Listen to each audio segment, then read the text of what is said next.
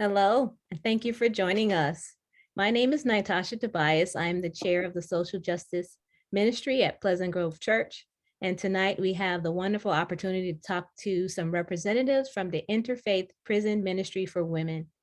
We're excited to hear all that this organization is doing and also hear from a participant in the program.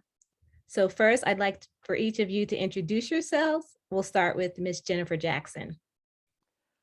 Hello, my name is Jennifer Jackson. I'm the CEO of Interfaith Prison Ministry for Women. Thank you. Monique? Hi, I'm Monique Collins. I'm one of the current participants that lives in a home provided by Interfaith Prison Ministry for Women. Wonderful. Tanita? Hello, I'm Tanita Few, and I actually work with the fundraising team with Interfaith Prison Ministry for Women.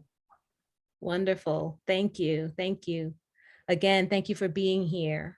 So I'd love for our audience to hear more about the Interfaith Prison Ministry for Women, or IPMW. Jennifer, if you could just let us know your mission and all it is that you're doing to support women. Certainly. Thank you so much, Natasha, Pastor Preston, the entire congregation of Pleasant Grove Church, and the Social Justice Ministry for inviting us here and allowing us this time with you. We are so privileged to do this work of walking alongside our sisters. So I'd actually like to start with just a few statistics. So first, I'd like to have you think of a picture in your head. What is the picture that comes up when I talk about incarceration or people who are in prison? It's probably men, right? Only 8% of the total prison population are women. And so usually we think about men, but there's also bigger implications for that because women are often overlooked in terms of funding and services.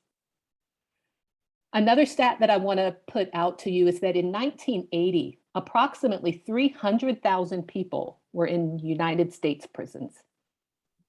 Last year, that number had grown to over 2.4 million people. And that is prisons and jails, but that's over a 500% increase. And you might have heard that statistic that the United States, I think, has 5% of the world's population, but over 25% of the prison population. That's where those numbers come from. But even more, the rise, that was a 500% increase overall, but for women, it was a 700% increase. That means that women have been rising, their incarceration levels have been rising at a rate 50% higher than men since 1980. Because women are typically the caregivers for children, over 62% have children under 18 and over 75% have children at all. And the final thing that I want to say is that all of those issues that are so near and dear to the hearts of the faithful, including homelessness, poverty, mental illness, addiction, illiteracy, all of those converge when you're talking about issues of incarceration. That is why we do this work. IPMW is one of the, and IPMW, again, as Natasha said, is our acronym for Interfaith Prison Ministry for Women.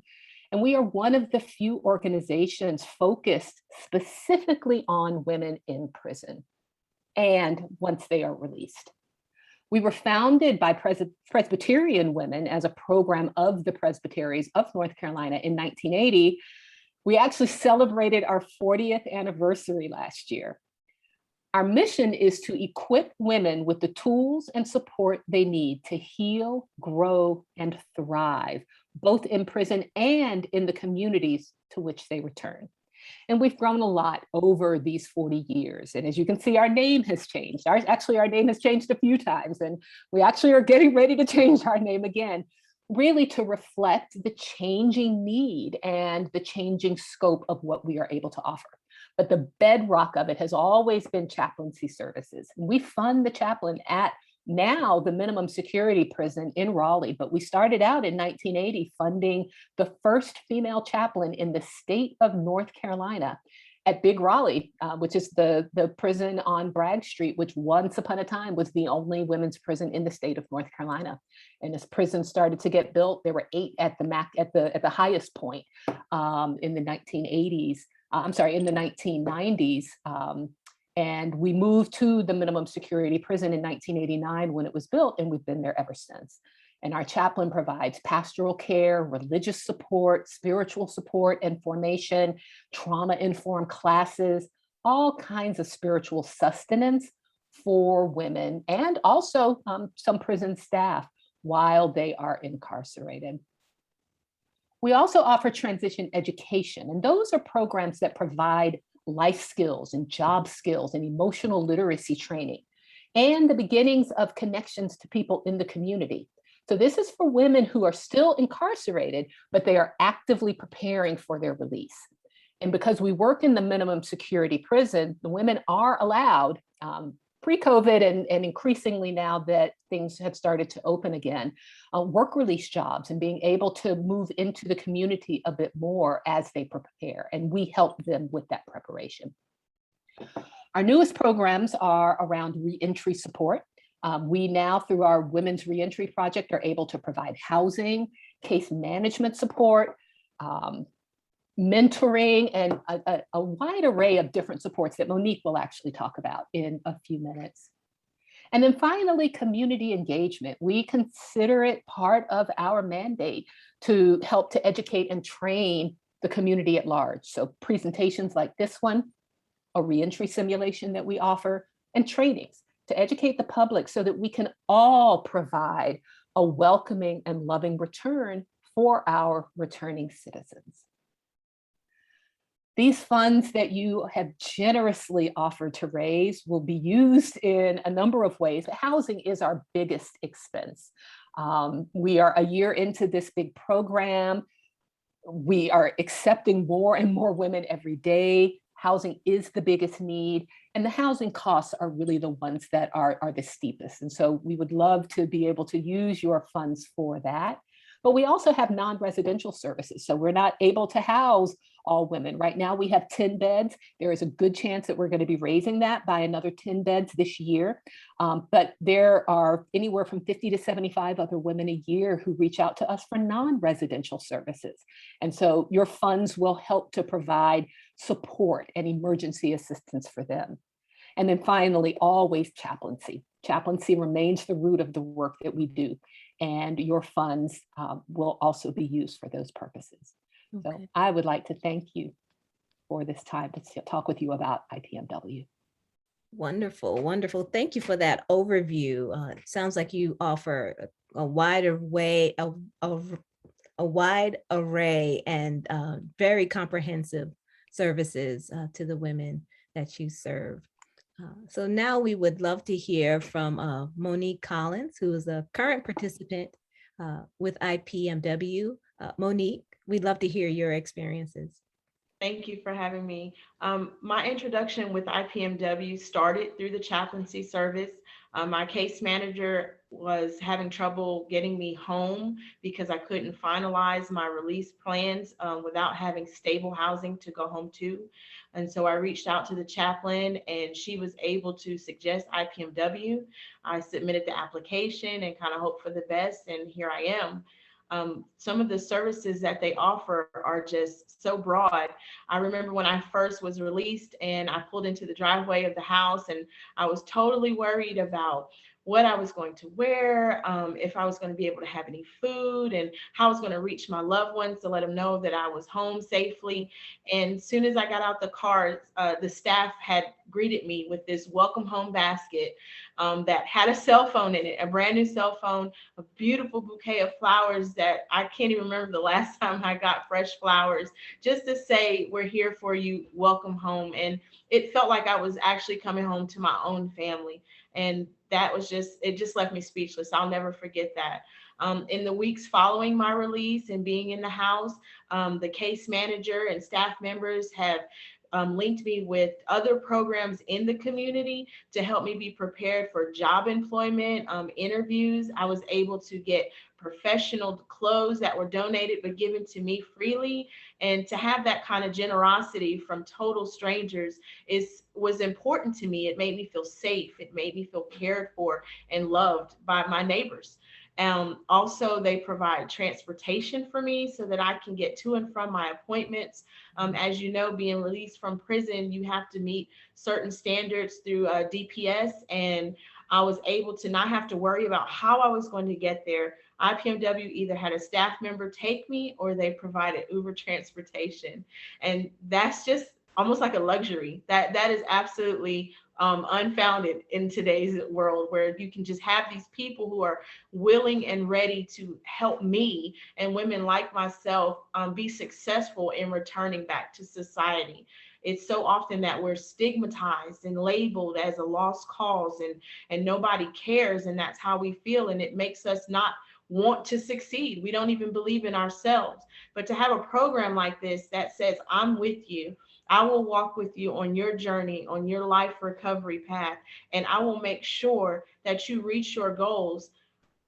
I don't know what to say sometimes. Sometimes I'm totally speechless, because these ladies have just shown me a whole new world of love, more than I've ever known. So I'm so grateful for that. And the work that they do is very, very important, because it gives women like myself hope, and it makes us know, it lets us know that our ability and our desire to be successful is what their mission is to make sure that I reach my goals. Wonderful, wonderful. Thank you for giving us that insight and personal experience, and how important this program has been to you personally. And we can imagine how important it must be to the other participants and those that have gone before you. So knowing and hearing how important this program is, I'd love for Tanita, for you to give us some information about what IPMW has coming up and how we can support. Thank you so much, Natasha, for this opportunity for us here at IPMW to share how you all can actually join us on Tuesday, October the 12th, 4:30 to 6:30 p.m. at the Raleigh Little Theater's Rose Garden for a Cause for Celebration 2021 and second annual Hope Awards. This will also be featuring the Conviction CD release. And this CD release is a compilation of the world premiere of the Conviction CD band, and it will be featuring powerful songs written by women who were formerly incarcerated in the North Carolina prison system. And it was funded by almost 300 individuals in March of 2020 through a Kickstarter campaign. And so what we're going to do on Tuesday, October the 12th, is gather together with these women, the musicians, supporters of IPMW, and we're going to continue to raise money, raise funds so that we can continue the work that Monique spoke about when she talked about the impact of the work that we do, so that we can continue to be a force within the greater Raleigh community, again, for those women that are either still incarcerated and in preparation for their transition to come out, and once again, to return to the community so that they can heal, grow, and thrive. So in the ways in which you can help, just simply go to the website, www.ipm4women.org. Click on the donate button. It's as simple as that. No gift is too small. And of course, we would hope that the Pleasant Grove Church members and supporters would join us in making multiple gifts so that we can have a greater impact in the work that we already do. Wonderful. Thank you. Thank you. And that's our hope as well, that hearing this information today, that it would encourage all of our members and the friends of our church to support this most important organization. And so thank you again for sharing this information with us. And now I'd really love for each one of you, as we're closing, to let our viewers know what you would like us to walk away with knowing and remembering from this discussion. We'll go in the same order. So Jennifer, if we could start with you. Thank you, Natasha. What I would like for you to remember, please, is that our definition of prison ministry really is about ripples.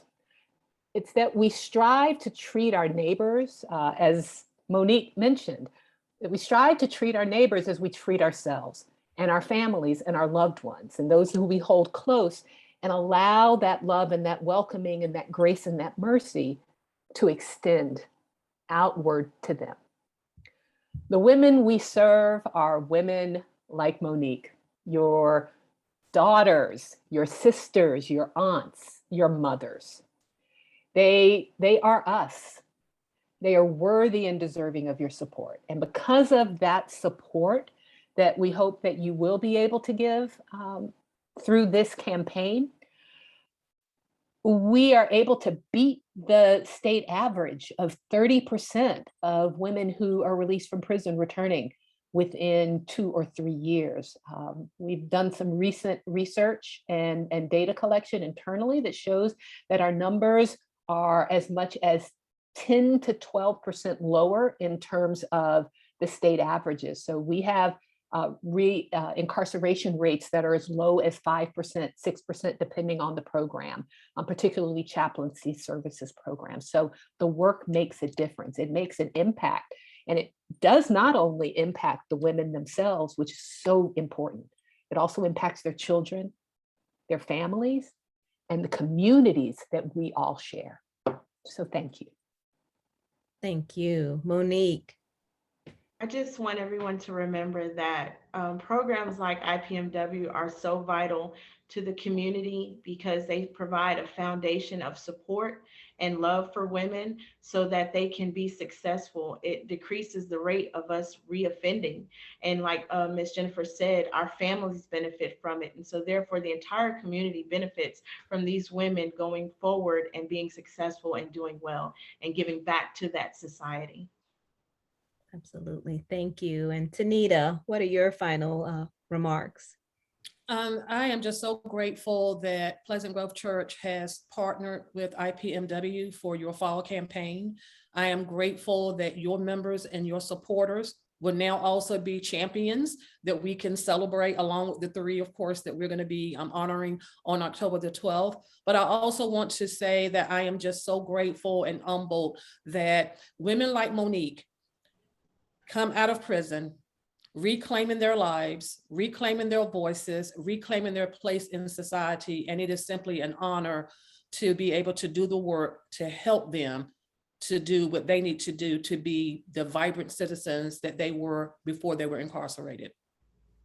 Wonderful. Thank you so much. And it's been an honor for me to just speak with each of you tonight. Monique, to hear your testimony, and Jennifer and Tanita to hear all of the wonderful work and that IPMW is doing and will continue to do.